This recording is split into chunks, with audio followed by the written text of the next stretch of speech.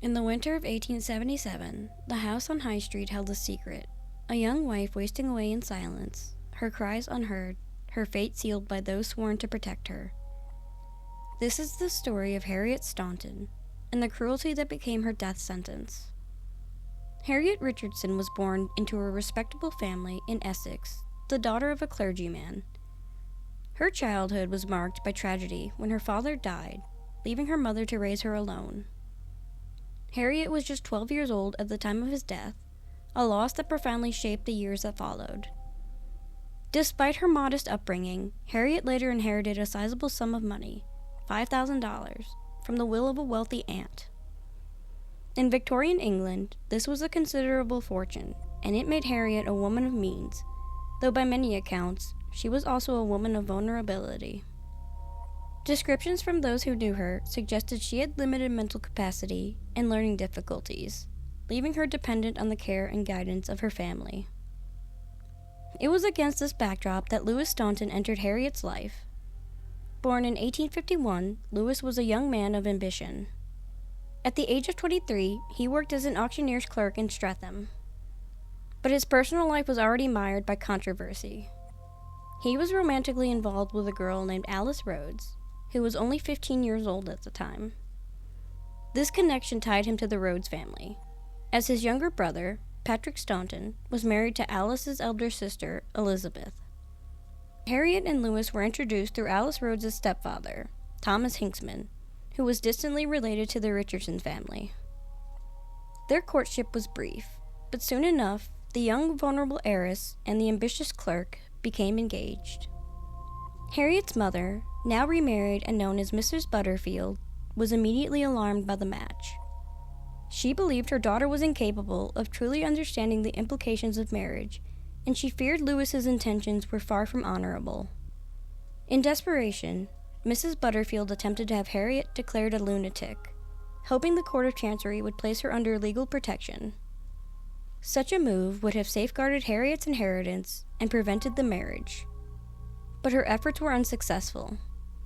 In June of 1875, the wedding went ahead in Clapham. Harriet, dressed as a bride, entered into a marriage her mother had fought to stop. Soon after the wedding, Mrs. Butterfield visited her daughter at her new home in Brixton. But that fragile connection was severed quickly. Not long afterwards, Mrs. Butterfield received a letter, apparently written by Harriet herself, instructing her mother not to visit again. For Mrs. Butterfield, the letter was chilling. In March of 1876, Harriet Staunton's life took another dramatic turn.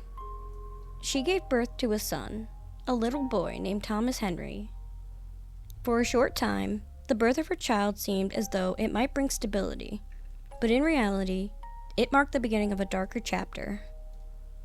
Around this same period, her husband Lewis purchased a property called Little Grays, a secluded house near Cudham in Kent. By August, Lewis had moved into Little Grays, not with his wife and newborn son, but with his young lover, Alice Rhodes.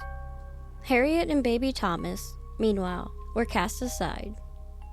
They were sent to live a mile away at Firth Cottage, the home of Lewis's brother, Patrick Staunton, and his wife, Elizabeth. What should have been a safe household quickly became a prison. At Firth Cottage, Harriet and her infant son were confined to a cramped upstairs room. There were no curtains to shield them from the elements, no proper furniture, and not even basic washing facilities.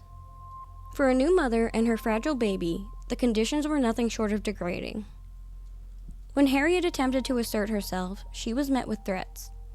Patrick Staunton made it clear that if she tried to leave the room, she would face violence. Harriet was a prisoner in all but name. Her mother, Mrs. Butterfield, was still desperate to see her daughter.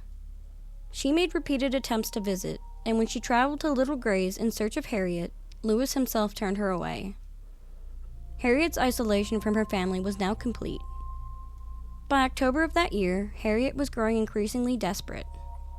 In a rare moment of courage, she tried to escape the confines of Firth Cottage. But her attempt was cut short. Patrick intercepted her, restrained her by force, and brutally assaulted her.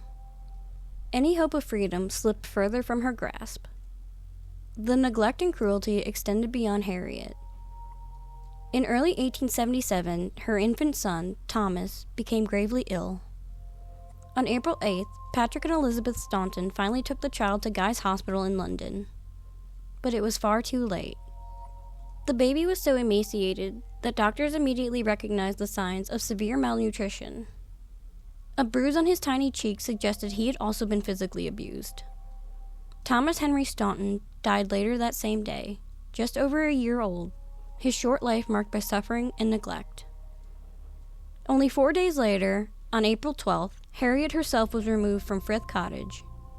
She was taken to a lodging house at 34 Forbes Road in Penge, where witnesses were shocked by her appearance. She looked, in their words, more like a corpse than a living woman. Frail, emaciated, and broken in body and spirit, Harriet survived only a single night in the lodging house. On April 13th, she died. The official death certificate listed her cause of death as cerebral disease or apoplexy, but her wasted frame told a different story. Harriet Richardson Staunton, once a wealthy heiress with a future ahead of her, had been starved, abused, and discarded. She was buried quietly at St. George's Church in Beckenham, her tragic story only beginning to come to light. Suspicions surrounding Harriet Staunton's tragic death first surfaced not from her immediate family, but from her brother-in-law, Louis Casabianca. By chance, Casabianca encountered Louis Staunton at a local post office. There, Staunton was attempting to obtain information about how to officially register his wife's death. Something about the exchange unsettled Casabianca. Convinced that all was not as it seemed, he went to the police.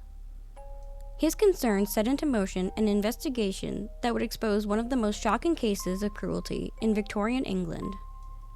An inquest was swiftly convened, and Harriet's body was exhumed for examination. The findings were horrifying. Harriet was discovered in a state of extreme neglect. Her body was filthy, her hair tangled, matted, and crawling with lice. She was gaunt and skeletal, her once healthy figure reduced to little more than skin and bones. At the time of her death, she weighed just 5 stone 4 pounds, barely 74 pounds in total. The coroner ruled her cause of death not as illness, but as the direct result of starvation and neglect. It became clear that Harriet had not died of natural causes. She had been slowly and deliberately starved, cut off from the most basic necessities of life. The very people who should have protected her, her husband Louis, his brother Patrick, Patrick's wife Elizabeth, and Louis's young mistress, Alice Rhodes, were accused of conspiring in her cruel mistreatment. The 4 were arrested and charged with murder, sparking one of the most sensational trials of the Victorian era. The public followed every detail with morbid fascination. Newspapers carried lurid accounts of the evidence. In September of 1877, the eyes of Victorian England turned to the Old Bailey, where Louis Staunton, his brother Patrick, Patrick's wife Elizabeth, and Louis's mistress, Alice Rhodes, stood trial for the murder of Harriet Staunton. Presiding over the proceedings was Judge Henry Hawkins, a man known for his sharp tongue and stern judgments. The trial was nothing short of a spectacle. Such was the public fascination that society women flocked to the gallery, peering at the accused through opera glasses as though attending a performance at the theater. Some even sipped champagne while watching the grim proceedings unfold. The suffering of Harriet Staunton had become the talk of London, and her death, now laid bare before the court, drew both fascination and outrage. The defense, led by barrister Edward Clark, argued that Harriet's emaciated condition was not the result of cruelty, but of her own declining health. They suggested she was an alcoholic who often refused food, and claimed that her death was due not to starvation, but to natural causes, specifically meningitis and tuberculosis. Expert medical testimony was presented to support this view, but the evidence of Harriet's condition, her wasted body, her confinement, and her isolation proved too strong. When the jury returned, their verdict was damning, guilty on all counts. All 4 defendants were sentenced to death by hanging. The courtroom atmosphere was electric. Witnesses reported that Patrick Staunton twitched convulsively upon hearing the words, while Louis stared blankly, completely dazed, as if unable to comprehend his fate.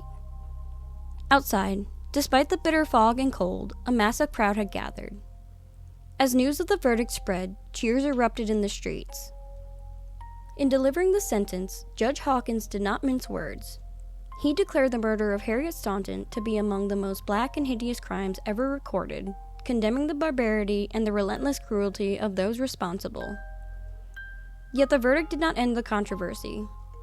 Soon after, a letter appeared in The Lancet, signed by no fewer than 700 physicians, protesting the way medical evidence had been dismissed by the court. Many critics argued that Hawkins himself had shown open bias against the accused. The case became the subject of fierce public debate, with novelist Charles Reade leading a campaign to overturn what he considered a miscarriage of justice. The Home Secretary, R.A. Cross, eventually reviewed the case. Alice Rhodes, the youngest and least directly implicated, was pardoned and released immediately. The remaining three, Lewis, Patrick, and Elizabeth, were spared the gallows, their sentences commuted to life imprisonment. The outcome of their fates varied. Patrick Staunton never left prison alive.